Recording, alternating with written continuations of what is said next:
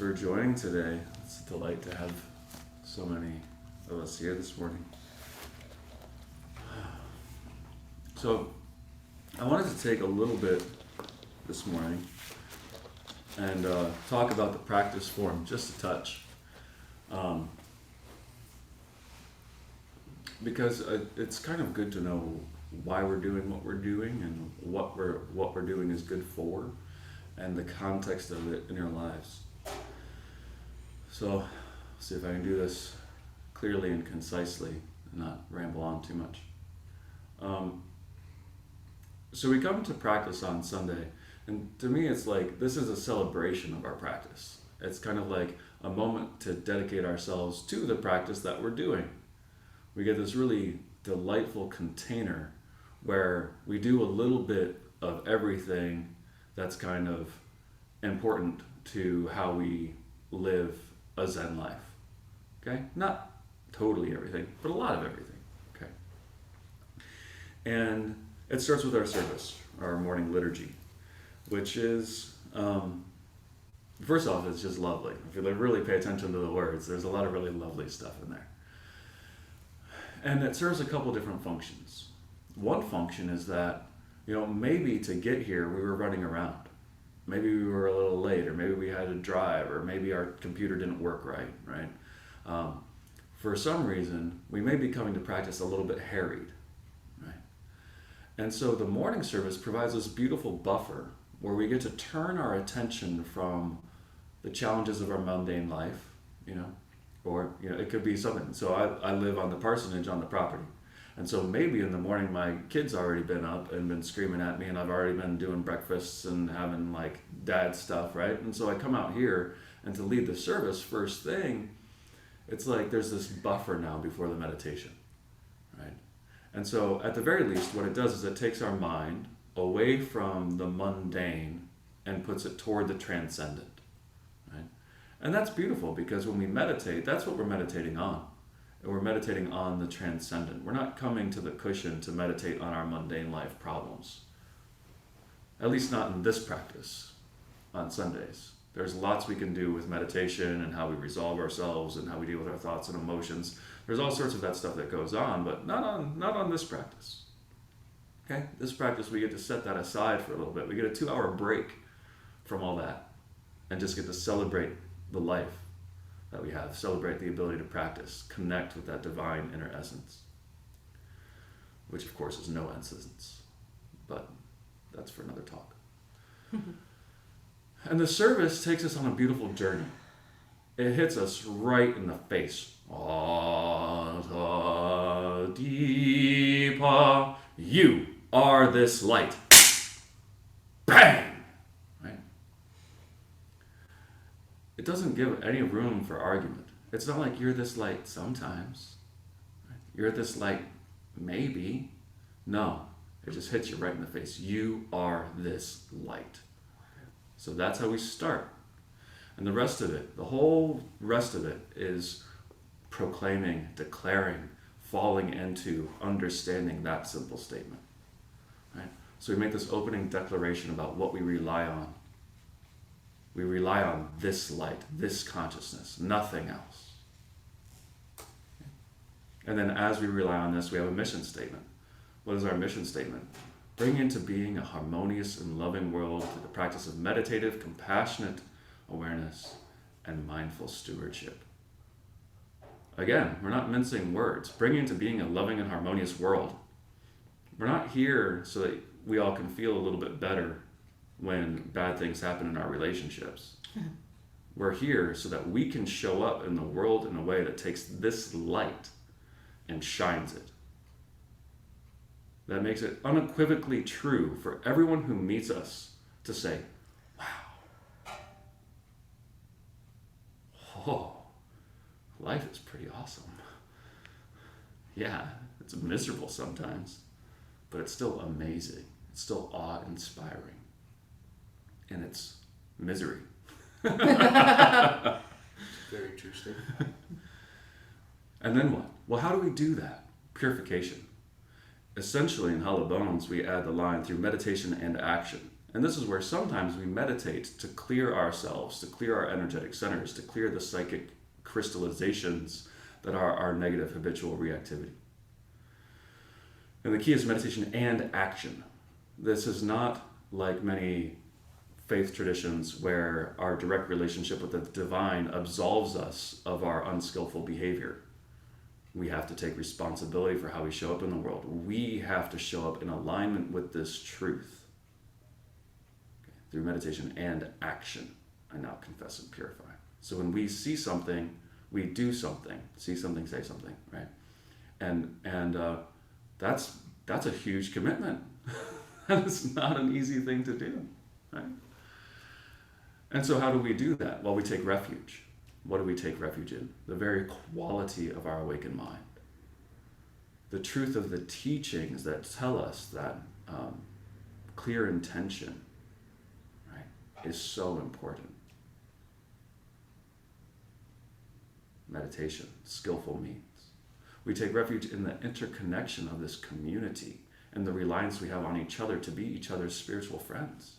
That's how we face this purification. That's how we bring into being a harmonious and loving world. That's how we shine through these refuges. And then we have opening this Dharma. And this opening this Dharma is just an exquisite way to invite us to recognize how precious it is that our karma has allowed us to hear the truth and to be inclined toward the truth. And it ends with a supplication, an evocation of a divine wish. Right? And we realize this enlightened being's true meaning. May we realize this enlightened being's true meaning. Please, please, please, we give ourselves over. Right? And what is this enlightened being's true meaning? Well, then we have the Heart Sutra. It's given us the answer. Right? And in the Heart Sutra, we're not just chanting the words, which of course we'll get into a little bit. The key here, though, is that it is taking us into emptiness. So Zen is a tradition where it's via negativa. We discover who we are by taking away everything that is conditional. Okay? Everything that can come and go or change is not you. Okay? So the Heart Sutra just takes us right through.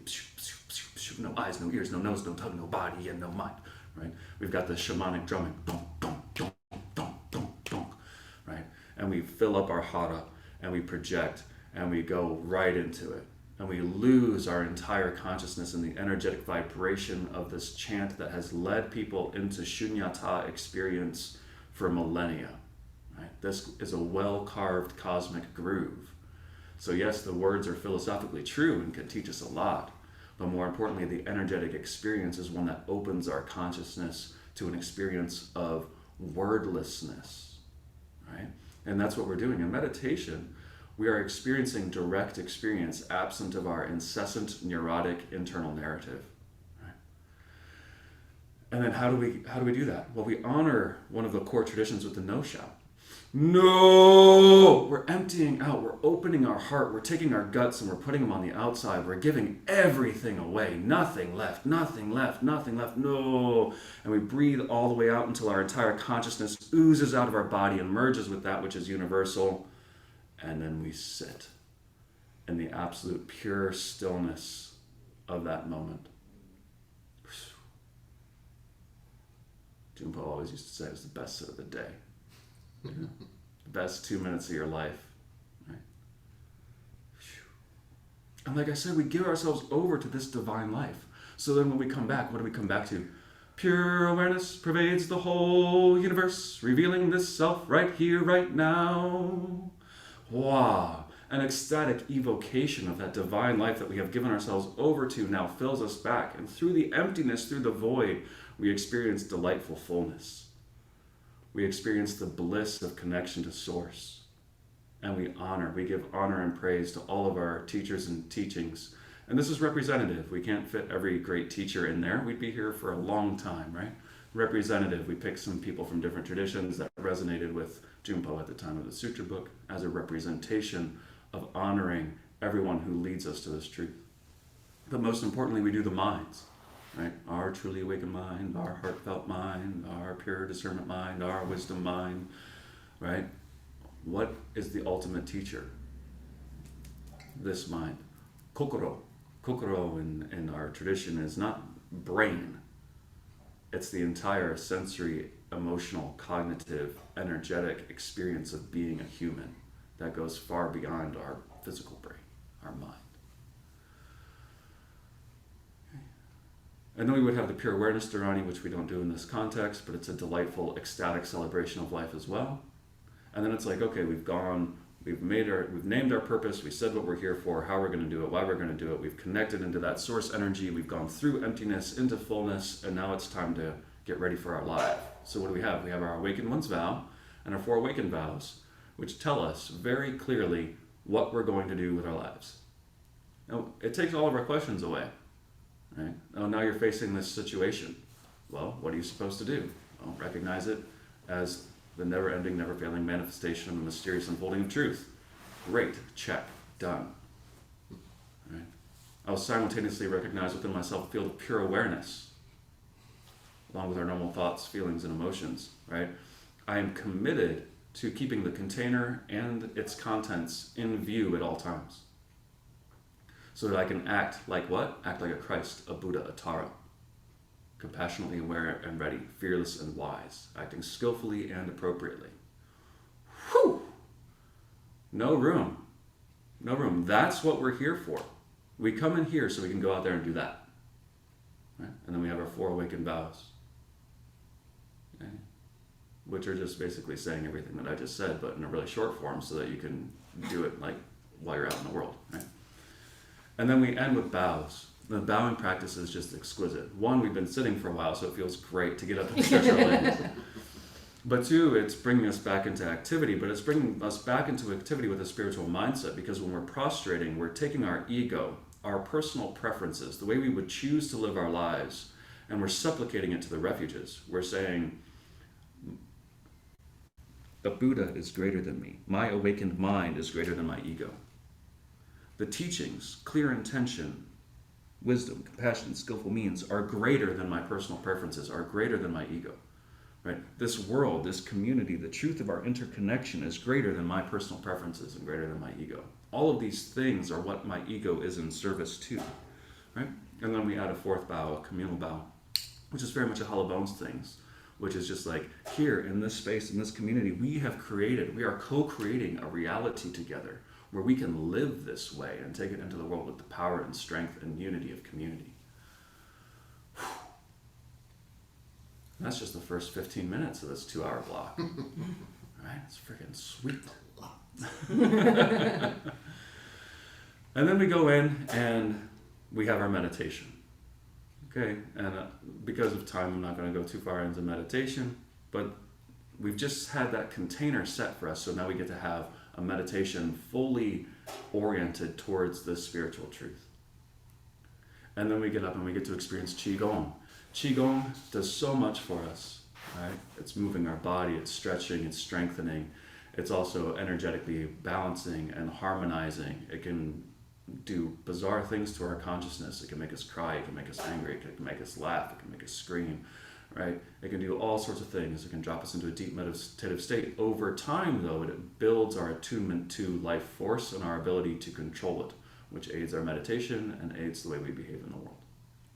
Right? And then we have the Song of Zazen, so that if I totally butcher my talk, you at least heard something good.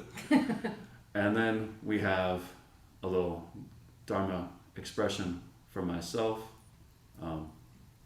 and then time for question and answer, hopefully in service to understanding how we practice. So in this container, we're getting this like really potent, concentrated dose of what it means to practice a Zen life. And it's meant to be a celebration of that. This can't be the anchor of your Zen practice, in the sense that it cannot hold you when you're out there, right? We are not a tradition where you come to church on Sunday and forget about it until you come back again, right? It's like you live it all week, and then you come and you get to join this ecstatic celebration with your friends that we're all living this way. And that's very uplifting and exciting and sustaining, right? but your life, your practice. Zen is out there. This is actually about as far from Zen as you could possibly get. We set up this nice, elegant container. We wear fancy clothes. We know exactly what we're going to do. We don't have to deal with any of our crazy stuff. It's just like we get to just check out and have a nice time for a couple hours.